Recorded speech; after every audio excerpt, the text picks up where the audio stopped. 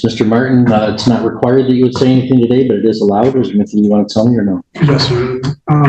Like I said in that letter, I stand before you today, a young man ready to accept the consequences for his actions, and I accept full responsibility for what I've done. I'm really ready to just move forward past all this and start this next chapter of my life and be a better partner to my significant other and a positive father figure for my child once he comes. Thank you. Thank you. Mr. Rich, people's recommendation. Thank you, Your Honor. The defendant is 25 years old. At that young age, he already has 5 felonies and 4 misdemeanors, which is significant for such a young age. He's here to be sentenced on a possession and delivery pleas.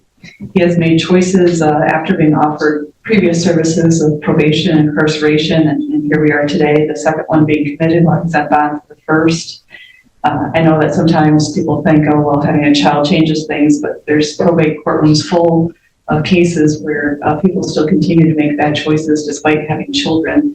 Oftentimes you have to make that decision first for yourself before you can help others or be anything for others. And I think that by Mr. Martin's actions and choices, that the court should follow the recommendation, and I believe that it should be ordered consecutively. Thank you. Thank you, Mr. Martin. If you please stand for the sentence. Mr. Martin, you know, your lawyer's done a great job for you throughout this case, and you haven't really made your job all that easy.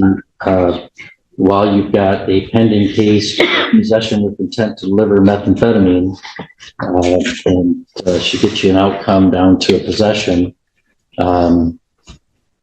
you're still out there while you're on bond for a serious felony, and you're out there selling drugs, and same gets a controlled buy-in to you while you're on bond in a drug case. That's just a spectacularly terrible decision.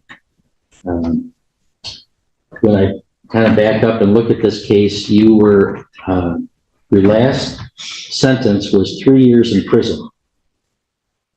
So you're on parole from a sentence where you went to prison for 3 years. While on parole, you're involved with Mr. Sayers with you know, enough methamphetamine that it was intent to deliver for sure. And then, you know, the degree to which you're participating in the chase may be unclear, but you're definitely not a kidnapping victim here. You're tossing the drugs out the window. You know, you're running wild out there while you're on parole. And then while you're on bond for that case, you end up, I don't know, there was a parole detainer, and then I think when they discharged it, well, yeah, so then they finally discharge you from parole, which Lord knows why the Department of Corrections would discharge you from parole when you committed a felony crime while on parole. I don't know why they don't wait around and, you know, maybe return you to prison, but I think they like to say that their recidivism numbers are so low, they didn't return you to prison. You had a successful parole. Well, you had anything but a successful parole because you're out there involved in methamphetamine while you're on parole. So the parole detainer goes away, and you go out in the community, and you just continue to run wild, and you're selling drugs, and you're selling it to a CI. That's just quite a series of events, Mr. Martin. When you were on parole for a 3-year sentence, and then you're involved with methamphetamine drug activity that did involve distribution of drugs, not enough to show the 2 levels for the possession. But that's a relevant factor. And you didn't do well on bond. I dismissed a couple of show causes today, but I mean, you had some positive tests for methamphetamine and for alcohol. And then you're out there committing more crimes, deliveries while you're on bond. It's unlikely that the sentence goes less than what you had last time, right? When you get 3 years and then you behave in the way you did, usually we're going to ratchet this up a bit. So this is, I mean, there's obviously good reasons to even go above those advisory guidelines. I think that for sure, I'm very sure that. Right here, the judge is setting the tone for what's coming. When a judge mentions the upper end of the advisory guideline range, that's a signal the court believes the case deserves a tougher sentence within the recommended limits. Sentencing guidelines give judges a range, but choosing the top end usually means the court sees serious circumstances or a troubling history.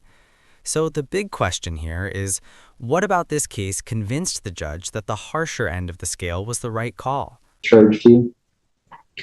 There's also state costs of $68 and $130 in a crime victims assessment and $200 restitution. In file 6880, this is the delivery while you were on bond for the methamphetamine case. There's restitution of $70, state cost of $68, crime victims assessment of $130, and I will commit you to the Michigan Department of Corrections. Again, I think a term on the upper end of the advisory guidelines is certainly proportional for the fact that you're out there selling drugs while you're on bond for a drug case. So I'll commit you to the Michigan Department of Corrections for not less than 23 months, nor more than 7 years. It is discretionary consecutive, and Michigan does prefer concurrent sentencing, has a strong preference for that. But while somebody's on parole, involved in drugs, and then while they're on bond for that, they're selling drugs, I'm not sure there's a whole lot more cases that call out for consecutive sentencing more than that, just continuing to do that while you're involved in the system. So I'm going to exercise my discretion and run those consecutive, so you get 0 days credit on the second case. Mr. Martin, you can appeal your conviction or my sentences or both by filing an application to the Court of Appeals. If you want a lawyer, I'll give you one, but you have to ask me within 42 days. So we're going to hand you some paperwork explaining that appeal process, ask you to initial one copy for us, and the other one is for you to fill out if you want to take an appeal. Good luck to you, Mr. Martin. Comment your opinion, like the video, and subscribe for more real courtroom moments. This is where the sentence becomes even heavier. Normally, courts prefer concurrent sentences, meaning multiple sentences run at the same time. But the judge explains why he's choosing consecutive sentencing, where one sentence starts after the other ends. And the reason is serious. The defendant was selling drugs while already out on bond for another drug charge.